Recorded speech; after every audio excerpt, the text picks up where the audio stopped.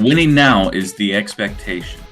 Make no mistake, this is the best team assembled by the Jacksonville Jaguars ever. Best players, best coaches. But most importantly, let's prove it by winning now. Shad Khan, owner of the 0-3 Jacksonville Jaguars, saying that a few months ago or a month ago or so. Welcome to episode 113 of Dimes on Duval, presented by Nerdy Nuts.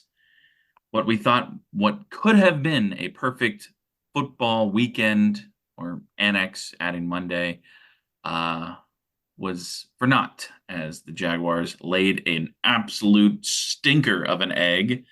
As some of you will see, I'll probably use this picture on our social media for the episode. Mike's background right now is an inflatable clown that is a representation of the entire Jaguars organization. So, do you know what the clown is from? This specific one? Yeah. Mm-mm. Trent Baalke got this clown figure from a fan a few years ago. So, this stayed on his desk apparently too. Well, So, I hopefully thought it was kind of you'll. appropriate because let's just bring this back because this entire team is a dumpster fire. It's a clown show, hence the name of my recording, hashtag clown Yeah. show. So, yeah, go ahead. I had to just interrupt you on that one, Oh, no, but you're good. I mean, hopefully it'll be in a cardboard box with the rest of his desk supplies in the next coming weeks here. But as usual, we'll go with our normal episode format. We're going to talk a little Gators, talk a little Knowles, as both of those teams won, and then we'll end with the depression that is the Jacksonville Jaguars. So, did you catch either games this weekend, Mike, with Florida or Florida State? yes, so I did go visit my brother in Texas this weekend, and I did get a chance to watch both. Um, the Gator game kind of like in the background, not as much, but I did watch a lot of the plays. Florida State game, I pretty much missed little to none of it. So I watched the whole game of Florida State. So whichever one you want to talk about first, we can go right into it. Well, since Skylar is not going to be joining us tonight, we're going to go ahead and get the Gators out of the way first. 45-28, your final score, as honestly, from the first kickoff, Florida pretty much ran away with that game. They did try and let a little comeback happen, right? But not really. Not really. Mississippi State was so far out of it. They're not a good team, and Florida did what they're supposed to do against a lesser opponent and went out there and scored 45 points. Yeah, I thought the running game for the Gators was very good. It was very balanced. Looking at the stat line, you had a 68-yard rusher in Montrell Johnson, 53 yards in Jaden Ball. You had 41 yards of Trayon Webb, 24-22 with the quarterbacks Mertz and Lagway, and then 18 with Jacoby Jackson. It was a very balanced effort on the ground game with multiple running backs and I guess quarterbacks. I thought it was interesting though, Mississippi State also had a good running game as well with Yeah. multiple players. So I thought it was just a running game, and it kind of for me it seemed like it was a slow game, but for some reason, or maybe for some reason I think it was a slow game. But I mean, it was fine. Florida should have won that game, and I did say they needed to win that game to have any chance. Now if they lost, um, to Mississippi State, Napier would be gone. But luckily for them, they did win, and now they go into a bye week. Maybe they can recuperate some things, get some injuries healed up, see how Mertz can do. Maybe they'll make a decision on Lagway or Mertz going against UCF in 2 weeks. So we will see how that goes. I truly do believe that Lagway should be the starter. I will say the same thing about Florida State coming up here soon. I think you got to start your young guys to see what you've got for the next year. Napier needs it to save his job. Like Yeah.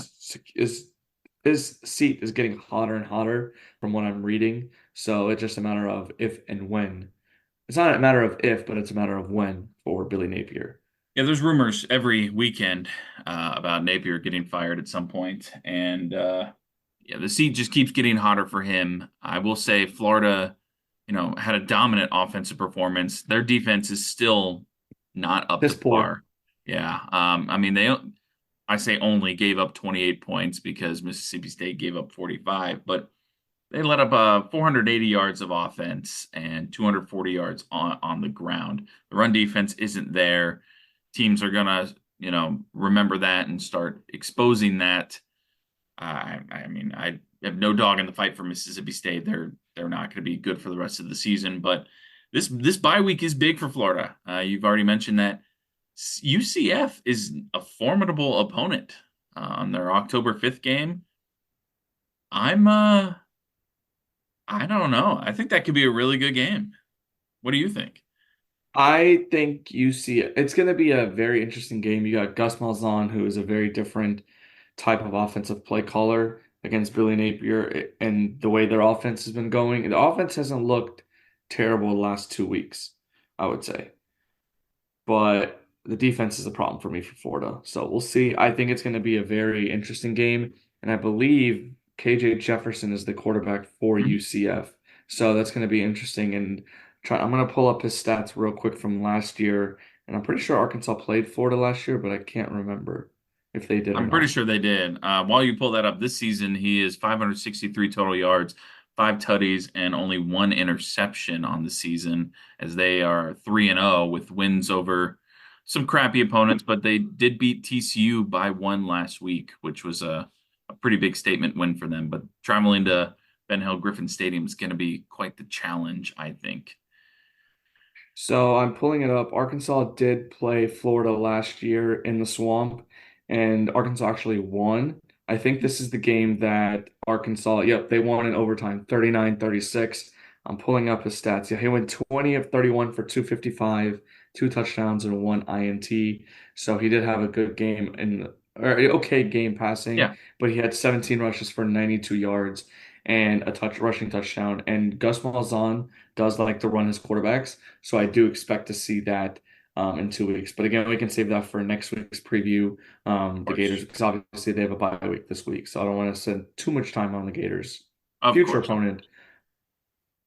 But I thought they played okay against Mississippi State. They got the dub. Now it's about saving his job 1 week at a time. Agreed. Agreed. Let's switch gears. Let's go over to the Florida State Seminoles, who earned their first victory of the season. 14-9, your Woohoo! final, as they take down the Cal Golden Bears, the AI image king of the United States, maybe. I don't know. I That personally, I found those hilarious. California Twitter. I don't know anyone who roots for California, but man, those tweets Woke were Campbell, hilarious. Will Campbell was great. I thought it was a great social media effort by the fans out there in California. So and not a great performance, though, by those Golden Bears on the football field, as they played essentially to lose that game. They didn't do themselves any favors, no momentum at all. Florida State controlled their own destiny the entire game as they squeak out with a 14-9 victory. DJ Uyunglele throws his first touchdown of the season, like, just woohoo. Yeah, slow clap. I Yeah. hope the clap gets on the audio on that one. I don't think it did. Well, you see me doing a slow clap, so yeah. Yeah, Ja'Kai Douglas with a 36-yard grab in the fourth quarter. I watched a lot of this at a restaurant, and then the end of the game, I watched on my phone in the living Oh, I room with watched the entire colleagues and game on my family. phone because I was out to dinner with my brother and his friends. We were celebrating his birthday, which, by the way, I gotta do it. Happy birthday, Kevin. We're recording today, so. Hey, happy birthday, Kevin. But yeah, we were watching the game and I was watching the game on my phone. I was getting very frustrated at multiple points during the game. And I don't know if you were as well, Oh, yeah. because the offense, we got very lucky that their kicker missed a few kicks. I will say that. Oh, yes. The offense for Cal really, they were going down the field, but they just could not finish the drives. And that kind of bit them in the ass in the end. But luckily, like for us, our team, like our defense stepped up. They got a lot of sacks, 7 times. So that kind of stepped up for Florida State when they needed it, especially near the end. But the defense played great. They played fine. They held Cal to 9 points. Cal was averaging, I believe, yeah, 31 points, 21 points, and 31 points. So doing the math, what is that? 62 plus 21, 83 divided by anyway, it's about 20 something points a game. So Yeah, nerd. held them down to 9 points. So we got lucky, like I said, their kicking game stunk, but I mean they made 3 field goals, but I don't know. I thought it was fine by the defense. Offense for Florida State is a joke. Still is a joke. Still is a joke. Don't know what it is, but it is what it is. We're gonna, I guess, stick with DJ Uwangale until next week, maybe against SMU, but we'll see. So the way I look at it, actually, before I do that, yeah, I will. You talked about the defense getting sacks. Shout out to Patrick Payton actually having himself a game, 3 sacks on the night, so that was cool to see. But to me, the fact that DJU is still starting, and I've seen this on message boards and Twitter and whatnot, is the backups must not be doing anything exciting, to really warrant Norvell to say, you know what, Brock Glenn is dominating in practice right now. I have to start him. Do you feel like that's the case, or are we over So speculating from with what that? I'm seeing, from like beat reporters for Florida State, they're saying that DJ is playing better in practice than Brock Glenn, which I don't really care about how you play in practice. I want to see what it's going to look like when the live bullets are flying. What they always say, practice means nothing. Look at the Jaguars. We're about to talk about them for the last 20 minutes of this I was gonna episode. say it. Yep. Like Jaguars went undefeated in the preseason. The offense looked actually pretty decent and it's been everything but in the regular season. So I'm not sure what it is. They've said that DJ looks good in practice. And today, actually, Brennan Sonnone put an article out about the Knowles practice notes. They can talk about practice. They can't mention injuries. Obviously, that's a Mike Right. Norvell rule. But he mentioned that it was one of the better days they've seen from DJ Uwangale in the last few weeks. But also that Brock Glenn had a pretty deep shot in team drills to Darion Williamson. So Brocklin's doing okay, but he's not as consistent as um, DJ Uwangale is, from what I'm understanding. Yeah. And so I don't know. They're just going with how they play in practice, and if that's the case, I don't know if we're going to see Brooklyn. Personally, I think we should just see how he is. Maybe they're not safe. Maybe they're going to bring him back after, maybe at home against Clemson. Maybe after Clemson, they'll put in Brooklyn because after Clemson, next week you got a bye week, then you got a little bit easier schedule going forward. So I don't know. I'm just curious. I don't know if that's why they're just sticking with who's playing better in practice, but Yeah, I personally, I just think they thought should I'd just bring play it up. the. I would play the young guy personally. I'm with you there. I'm with you there. We've already kind of deemed this season as moot anyway. Making a bowl game would be pretty awesome at this point instead of, preseason aspirations that we had. I do want to give props to Lawrence Toafili. He had his best game of the season, probably the most. Well, he definitely had the most carries of the season, but he had 80 yards rushing, almost 100, and a touchdown. So, gonna give him some flowers for that. As So we talked I about the O line being so bad. So Toafili has been the best running back on this team, simply put. And I don't know if it's because he's spent so much time in the system, but he looks damn good compared to Roy Dell Williams, the transfer they got from Alabama, compared to Cam Davis, who's a true freshman, which is fine.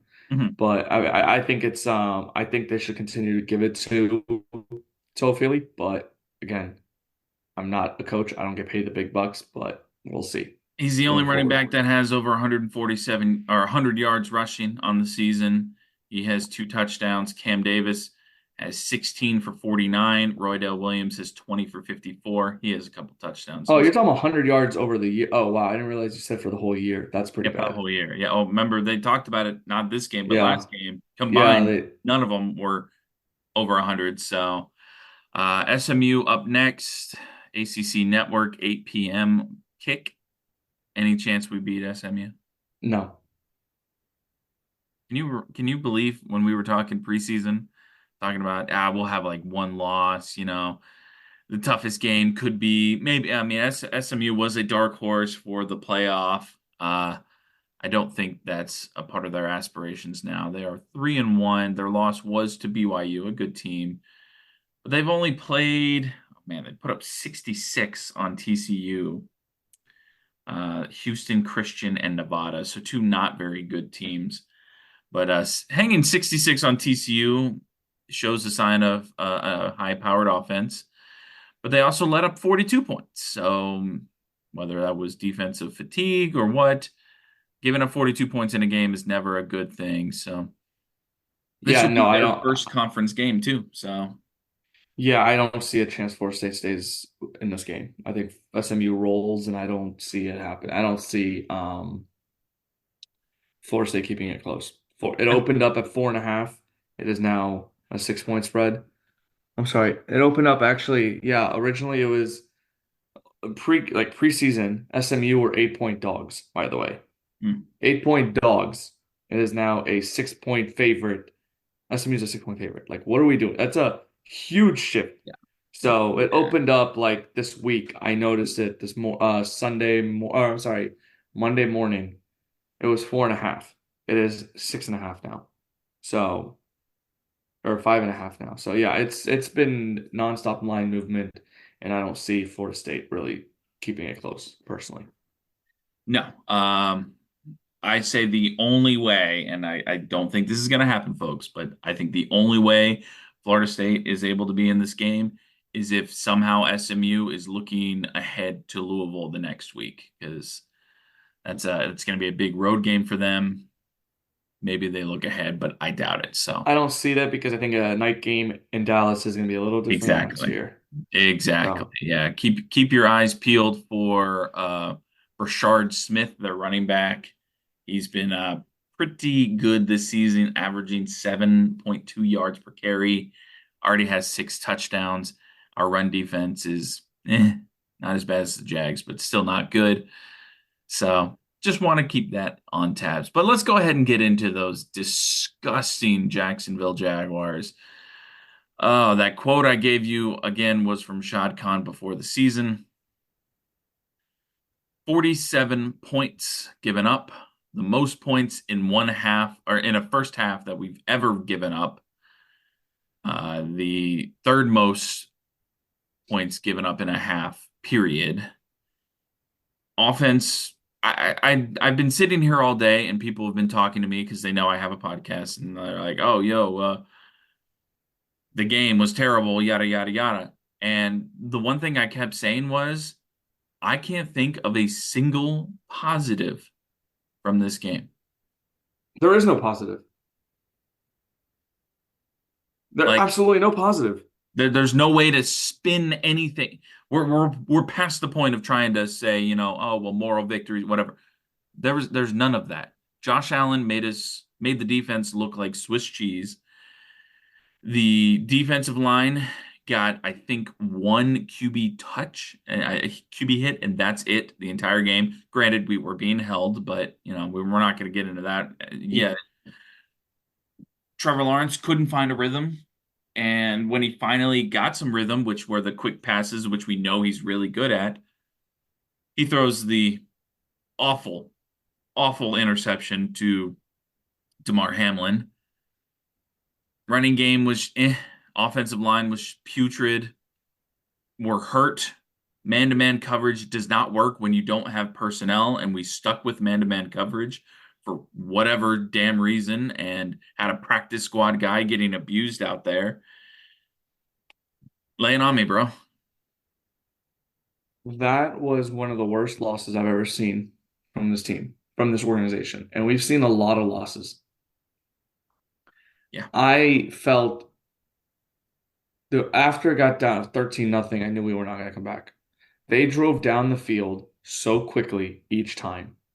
The first drive, it was only 5 minutes. They went 70 yards. Sure, it was a little longer, but I mean, the first play was a 20-yard run or 20-yard pass. I'm like, okay, here we go. We're in for a long one. Then the Jags went 3-0. Then the Bills scored. Like, what are we 11 doing? pays 65 yards. Yep. Like, this team stinks. There's not one good thing about this team. Quarterback, he's looking very bad right now. I don't know if it's because of decision making, play calling, just the talent around him, the offensive line. He's scared, don't know. The offensive line is one of the worst offensive lines I've ever seen. The play calling is abysmal. Did you see the fourth down on the fourth and goal? All they did was run a Hail Mary, and within a second, Trevor Lawrence gets sacked because Walker Little is the right tackle because Is Anton that the drive Harrison where Walker and Little false started twice? yeah, that I think that's the drive. Yeah. Yeah. So yeah.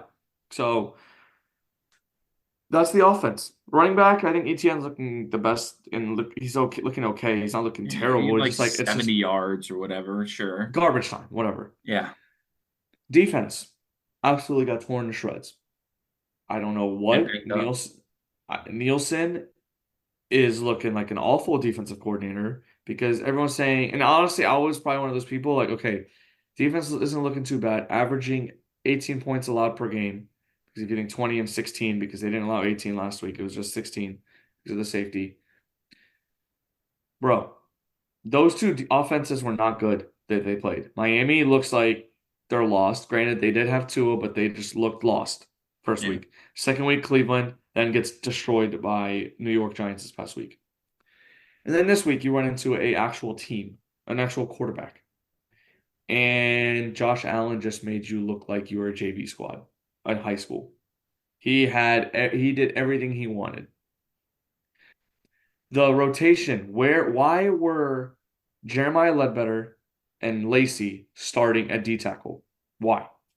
You have so much money tied into the D line, yet you have second year guy and a third year guy as your starting D tackles, and you have Yasir Abdullah starting linebacker. What are we doing here?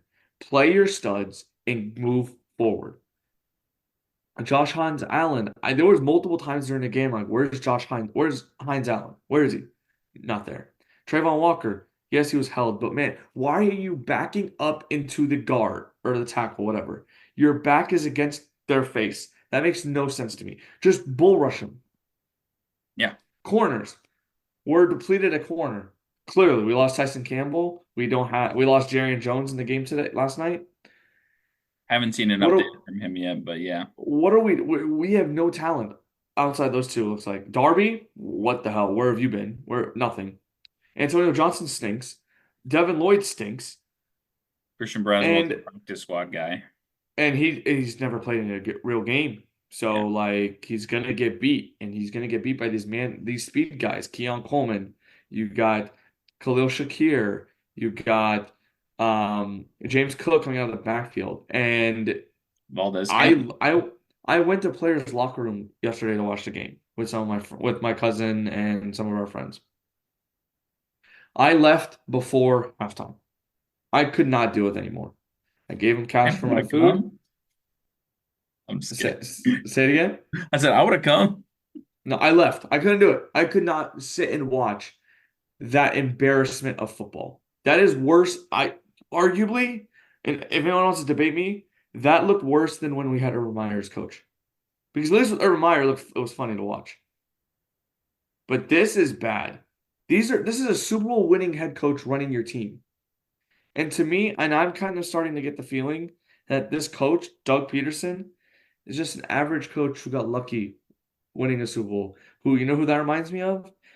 The former Green Bay coach who is now the Dallas Cowboys coach, Mike McCarthy. He Let me read caught you like that real quick. There's an SI article that came out last night that kind of sums that up here. oh, I didn't actually see that article, so that's actually news to You me. said the right name. Hang on, let me pull it up.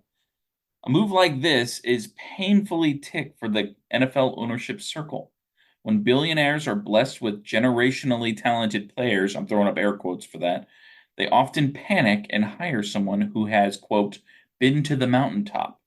The Cowboys did this with Mike McCarthy, like you said, won a Super Bowl with Green Bay. The Broncos are in the midst of doing this right now with Sean Payton, who won a Super Bowl with the Saints. Of course, it fails to recognize that the coach made it to the mountaintop at a certain place and time, and in parentheses, and most of the time with the help of a generational quarterback. It's like a failing record label hiring the Bee Gees to revamp its music division in 2024. Disco was great when disco was great. It could be great again. It's not really all that great right now. So funny you bring that up because that sums it up perfectly. You bring in a coach that, yes, he won a Super Bowl in a very non-traditional sense, and he was out of the league. He wasn't coaching. And you bring him back in, and we sat here and thought the first season, oh yeah, this guy's got all the answers. He's been, honing down, perfecting everything in the time he's been away. And we have a good season. The next season, we have all this hype. And we regress slightly, but we make some offseason moves that look great. You bring in some new offensive line guys. You bring in some different receivers. You bring in all this stuff, and you're like, oh, we drafted the defensive line, and everyone fucking sucks. You said it right there. Everyone fucking sucks. Simple as that. This The fall, only this good person on our team is our punter. and our kicker, Cam Little, but that's it. Yeah, I mean, yeah, he is. I mean, he did the best. He had one opportunity. He kicked it and he got the points for us. Yeah, But 4 points, this baby. goes back to why my background is the way it is, why my name is hashtag clown show. This team is a clown show. There will be changes happening this year, one way or another, whether that's Doug Peterson being fired. I actually was a little disappointed not to see him getting fired today. I believe that Trent Baalke will be fired at the end of the year. 'Cause clearly they're not doing anything now. And Shad apparently, and I'm going to pull up the Demetrius Harvey tweet that he tweeted about how someone close to him was, I guess friends with Shad or whatever. I don't know. Say this exact tweet. I don't want to Oh, I know misquote. what you're talking about. Yeah. Yeah, I don't want to misquote Demetrius in his tweet. So he tweeted, someone close to hashtag Jaguars owner Shad Khan to me tonight says this, quote, angrier than I have ever seen Shad. He is usually a reserved, kind gentleman, not tonight, end quote. That is the sixth worst loss in franchise history that we had last night. Sixth. You You're know what, talking Mike? like we've been blown out 53 to nothing, 53-10, whatever. We've been blown out before. But this, you have all that money spent. Trevor Lawrence, Josh Hines Allen, Eric Armstead, Tyson Campbell. Like you've got player. Oh, Christian Kirk, Gabe Davis, Evan Ingram, Cam Robinson, Mitch Morse. Like these players are they're paid. They're paid. And just a complete dumpster fire. So personally, I felt so dejected yesterday and I felt pissed off this morning. And I was disappointed to see how 145 Doug Peterson was addressing the media. I thought he would be fired, but clearly not. So what really pisses me off is we are about to go into a short week against the Texans, who are probably pissed off from last week. So when they lost to Minnesota. But I just think this, in a microcosm of the season so far, is the fact that the plane could not take off last night and Yeah. mechanical issues. I wish they stayed in Buffalo for the night so they can just sit in that disgusting state of mind they were probably in. Wallow in their sorrows. Yeah. I will say this to what you said about Shad Khan. He can be pissed off all he wants. Actions speak louder than words. We're gonna sit here and watch him coach the rest of the season. We're gonna go 2-15 and just sit here and just be pissed off, but he's not gonna make any changes. He never makes any changes in time. So I don't think he will do that. I think he's gonna, if they lose next week to Houston, it's done. That was actually Going gonna be my forward. next question. You think after Houston, I if think if we lose to Houston, if we get embarrassed on the road, I think the career of Doug Peterson in Jacksonville and Trent Baalke are over with. They're done. They cannot afford to go 0-4. And there's a toxic culture going on. And there's been toxic culture since 2021. And who's been in the charge of this? Trent Trent Baalke. Baalke. There's a problem. There is a problem here in Jacksonville. Signed he's helped sign terrible free agents, give drafted terribly, like he cannot build a team. There's a reason why he was fired in San Francisco. There's a reason why a lot of coaches that work with him get fired. He needs to go.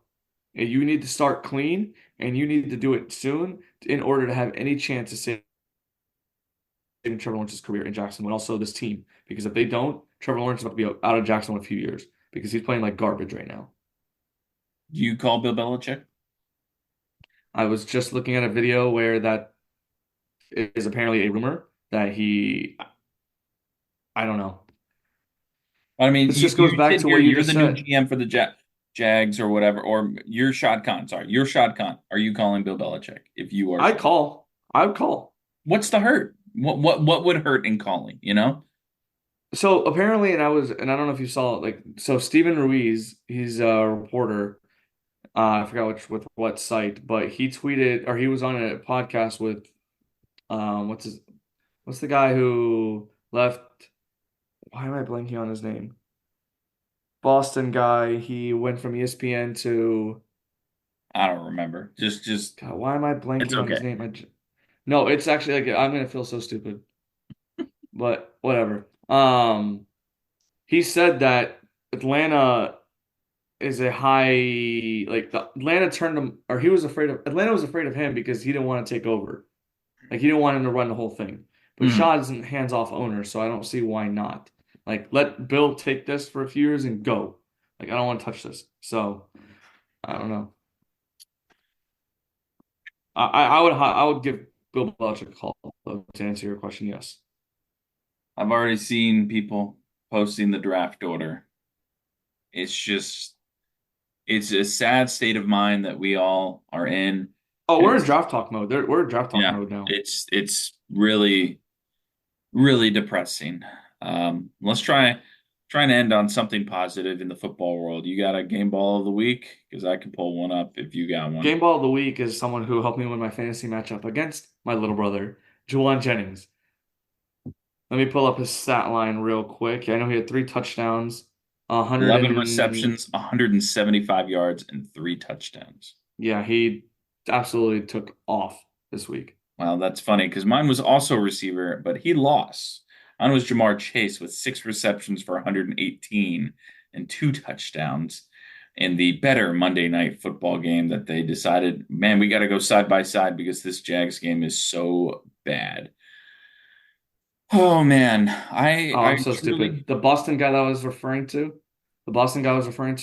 Bill Simmons. I'm an idiot. Oh wow, okay, yeah, I didn't realize it was that obvious. Yeah, I that's why I was like, let me just do that again. Yeah, let me clarify. It was Bill Simmons. I was having a moment there. Oh goodness. Well, I hope next week we'll be sitting here talking about how the Texans are idiots and somehow lost the game because of something stupid. But I have a sneaky suspicion that that will not be the case. Um, at least we're not in prime time. Oh, by the way, can we talk about how maybe the NFL was right by not putting the Jaguars ever on prime time in the last decade? Because good Lord, that was atrocious, and I don't want to watch that again. Yeah, it's something I saw tweeted up many times last night saying, you guys asked for this and here's the product. They're just not good under the lights. I don't know what it is, and it's just Jaguar. Jags are gonna jag. It's just depressing. But you know what isn't depressing, Mike? What is that? Nerdy Nuts peanut butter. Let's do a little ad read here before we get out of the way. Millionaire Peanut Butter is their latest release. Again, as we say every episode, these new flavors drop every Sunday at 7 p.m. They go fast, so you should order them ASAP. They do a refresh in the middle of the week, but get them early and use that promo code DIMES10 to get 10% off your order. It'll help us too because we like having them as a sponsor. So, Millionaire Bar Peanut Butter Treat, Cotton Candy Cream Cashew Butter. It's a weird sounding one. Toasted Marshmallow Peanut Butter. That sounds fantastic. Coconut Cream Pie, Carrot Cake, Bananas Foster Cheesecake, Cookie Heaven, Pumpkin Cheesecake, Shoe Fly Pie, French Silk Pie, and Banana Milkshake Cashew Butter. Those are the new releases this week. They do have other ones that are available. Some of the ones I mentioned last week are still on their website that you can buy. And of course, some of their best sellers are always rotated in, like the Monster Cookie Peanut Butter, which is my absolute favorite. It's just like M&Ms essentially, but it's just so good. It just works so well with a butterscotch flavored peanut butter. So get your Nerdy Nuts 10% off using code DIMES10 and get you some delicious treats to enjoy before the storm hits. I don't think we're getting hit directly. Well, we might get some rain, but I doubt anything more than that. Keep your thoughts for Tallahassee as they're still recovering from the last storm, and I'm afraid for some of our branches out there for my real job that they might get flooded again. Hopefully, they've got the sandbags coming in. Anything else you'd like to add before we dip out of here, Mike? Yeah, one thing. I think that we have a Sunday night game later this year. We are 100% getting flexed out of that game against the Eagles. So I just looked at the schedule that weekend. The likely replacement just from now, just 3 weeks. Lions Packers will probably move to Sunday night and we'll be going to 1 o'clock. So I'm just telling you from now on September 24th, we're getting flexed out. Just there's no way they're keeping us on Sunday Night Football. No way. And we end on So that depressing note. I yeah. love it. I To love be it. I love fair, it. I love it. it kind of encapsulates the whole weekend, mainly for the Jaguars. Because Jaguars really ruined the whole weekend for us. Jags ruin a lot of weekends for me lately, and that's just this the way it is, unfortunately. Um, oh, you know what? I'll end it on this positive note. This is going back to Florida State. They recorded 28 QE pressures, 7 sacks, and 12 tackles for loss in that win. That is some beautiful numbers that I like to hear. Go Knowles. This is Dimes on Duval presented by Nerdy Nuts. He's Mike Yazji. I'm Keith Manzi. We're signing out, and we will catch you on the next one. Fire everyone.